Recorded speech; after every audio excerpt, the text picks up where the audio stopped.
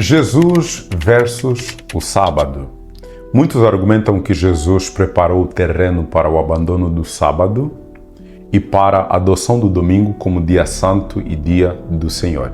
Outros argumentam que a morte de Cristo na cruz do Calvário anulou o quarto mandamento da lei de Deus, de Êxodo 20, do versículo 8 ao versículo 11.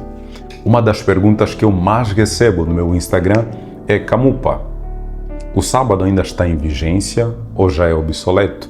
Para você que não entende o que a palavra obsoleto significa aquilo que já não se usa, aquilo que é antigo, aquilo que é antiquado, certo? Essas perguntas eu vou responder neste vídeo. Se você for novo aqui no canal e você deseja continuar a receber mais conteúdos semelhantes a este, é muito importante que você se inscreva no canal, ative o sininho das notificações para ser notificado sempre que eu postar um vídeo novo aqui no canal. E ao final deste vídeo, eu peço que você deixe o seu like, deixe o teu parecer nos comentários e compartilhe este vídeo com o máximo de pessoas que você puder, ok? Então, essas pessoas que afirmam que Jesus preparou o terreno para o abandono do sábado e para a adoção do domingo como dia santo e dia do Senhor, se baseiam na posição de Cristo em confrontar o sistema religioso da época que seguia algumas tradições sabáticas, ok? Tradições. O que são tradições? Tradições são comunicações orais de fatos, lendas, costumes, etc. Então são pensamentos que muitas das vezes são comunicados que acabam por se tornar verdade, ok? Então os fariseus tinham alguns costumes no sábado e passaram a levar isso como se fosse uma verdade incontestável. Vamos ver aqui algumas dessas tradições. Muitos fariseus acreditavam que cuspir no chão no sábado era pecado porque você estaria a regar a terra, algo que você poderia fazer nos 6 dias da semana. Outros acreditavam que você não poderia viajar a uma distância muito longa porque você estaria a transgredir o sábado. Daí surge a expressão distância de um sábado, que corresponde a mais ou menos 800 e poucos metros, certo? Se você viajasse a uma distância que excedesse esse número, você estaria a transgredir o sábado. Existem muitas outras tradições que eram um peso sobre o povo. E Jesus ia contra essas tradições. E é muito interessante que quando Jesus era confrontado pelos fariseus, Jesus nunca admitiu ter transgredido o sábado. Pelo contrário, Jesus falava assim: olha, vocês não viram o que está escrito? Vocês não leram como Davi procedeu quando estava no templo? Então Jesus sempre direcionava os fariseus às Escrituras. Por quê? Porque é lá onde está a verdade. Jesus não queria mostrar aquilo que ele pensava, certo? Nós sabemos que Jesus veio como homem, então ele também tinha pensamentos de homem. Jesus não queria valorizar os pensamentos dos fariseus, porque ele queria que todos se voltassem àquilo que a palavra de Deus dizia. Para confirmar o que nós falamos aqui, se vocês forem, por exemplo, em Mateus 12, versículo 3 a 5, aqui diz assim: mas Jesus lhes disse: não lestes o que Davi fez quando ele e seus companheiros tiveram fome? Quando entrou na casa de Deus e comeram os pães da proposição, aos quais não lhes era lícito comer, nem a ele, nem aos que com ele estavam, mas exclusivamente aos sacerdotes? Então você vê aqui que Jesus, sempre que era confrontado, direcionava os fariseus às Escrituras. Em outras palavras, olha, isso que vocês estão a falar é tradição. Dá uma olhada naquilo que a palavra de Deus diz. Porque é isso que é verdade. É nisso que vocês devem se basear quando vocês guardam o sábado. Ao fazer isso, Jesus não queria se mostrar como o maior e melhor. Jesus queria apresentar a verdadeira função do sábado. Agora eu vou compartilhar contigo 4 funções do sábado. A primeira é fazer o bem. Mateus 12, versículo 12, é lícito fazer o bem no sábado. Camupa, então isso quer dizer que eu não posso fazer o bem nos outros dias da semana? É claro que você pode fazer o bem nos outros dias da semana, mas se você se atentar ao mandamento de Êxodo 20, versículo 8, Lembra-te do dia do sábado para o santificar. 6 dias trabalharás e farás toda a tua obra, mas o 7º dia é o sábado do Senhor teu Deus. A questão não é não trabalhar no sábado, a questão não é dormir o dia todo no sábado. A questão é que nos 6 dias da semana você deve trabalhar para ti, certo? Deve fazer as tuas coisas, mas reservar o sábado em tempo integral como dia do Senhor, certo? Então você no sábado vai trabalhar para Deus e não para ti. A segunda verdadeira função do sábado é salvar e libertar. Se nós formos em Marcos 3, versículo 4, diz assim: Então lhes respondeu: É lícito nos sábados fazer o bem ou o mal, salvar a vida ou tirá-la. Mas eles ficaram em silêncio. Aqui Jesus faz uma pergunta que coloca os fariseus entre a parede e a espada. Se eles respondessem a Jesus, eles estariam se contradizendo. Então eles preferiram ficar em silêncio para não reconhecer a sua ignorância, certo? Então a outra função, a outra verdadeira função do sábado é salvar e libertar. A terceira verdadeira função do sábado é libertar as pessoas de cativeiros espirituais. Se nós formos em Lucas 13, versículo 16, diz assim: Por que motivo não se devia livrar deste cativeiro em um dia de sábado esta filha de Abraão, a quem Satanás trazia presa há 18 anos? Mais uma vez, os fariseus indagaram a Jesus porque Jesus estava a curar no sábado. Jesus perguntou: por que eu não posso livrar esta mulher que está presa nesse cativeiro há 18 anos? Então, o sábado serve para libertar as pessoas de cativeiros físicos e espirituais. A quarta verdadeira função do sábado é para revelar a misericórdia de Deus. Mateus 12, versículo 7, diz assim: Mas se vós soubesses o que significa misericórdia quero e não holocaustos, não terias condenado inocentes. Então nós percebemos aqui que uma das verdadeiras funções do sábado é revelar mais misericórdia do que religiosidade. Ao chamar a atenção para essas funções do sábado, Jesus provou que o sábado foi feito para o benefício do homem e não o homem para o benefício do sábado.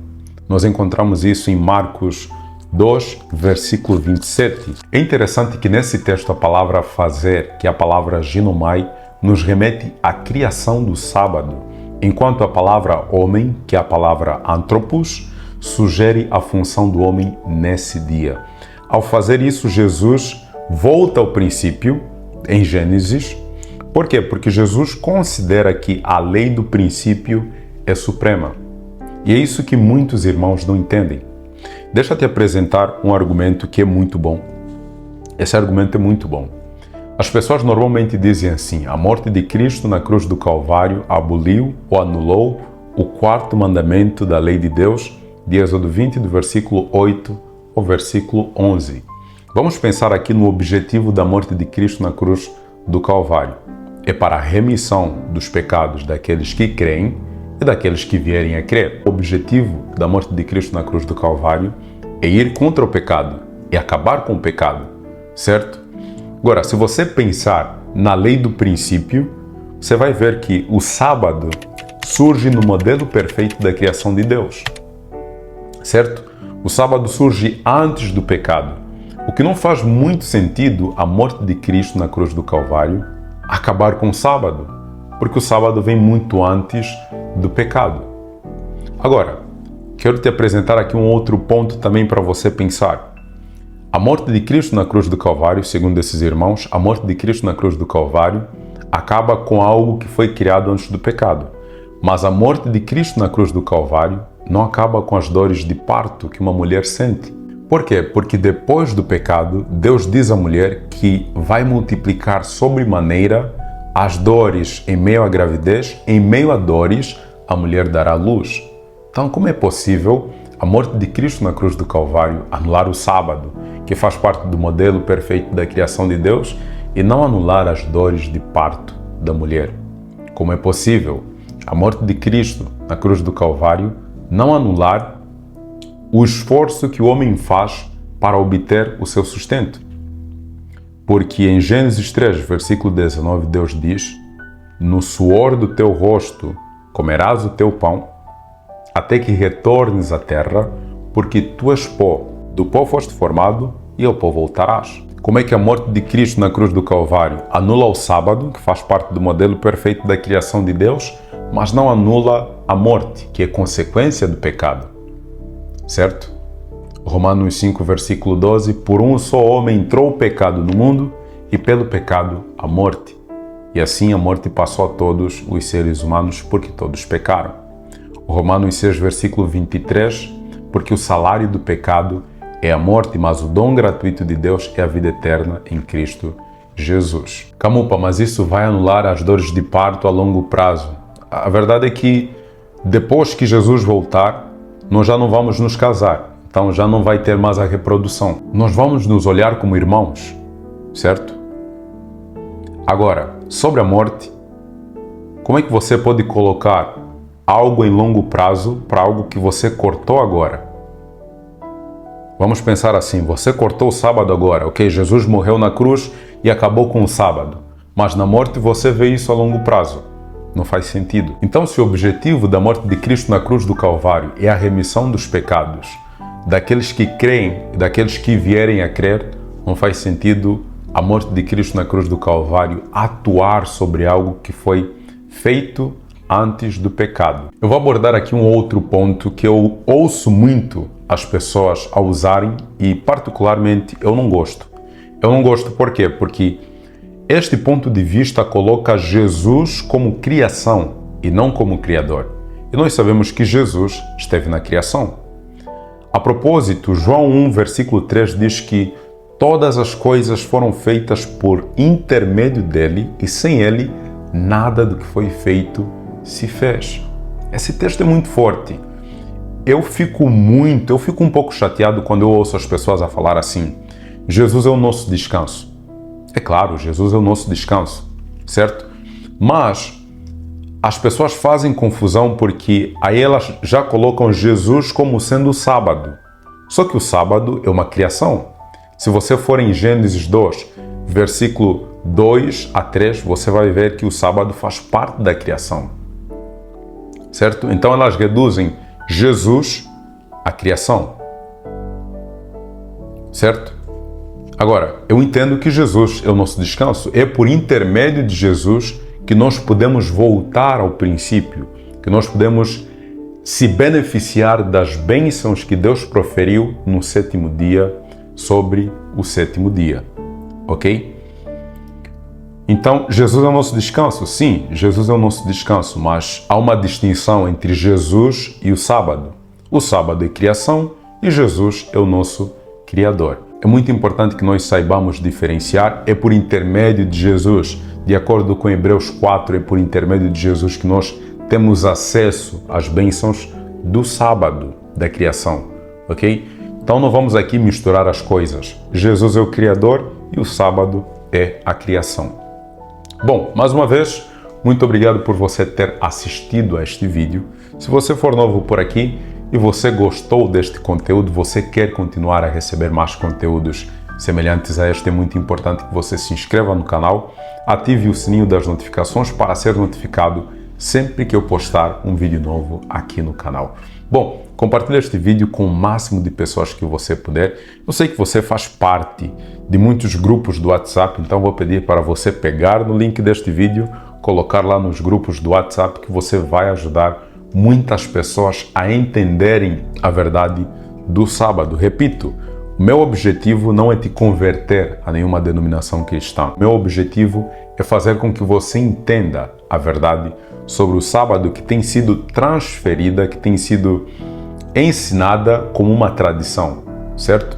Por quê? Porque as pessoas falam: eu ouvi isso sobre o sábado, eu ouvi aquilo sobre o sábado, só que ninguém vai na Bíblia para entender o que é verdadeiramente o sábado, certo?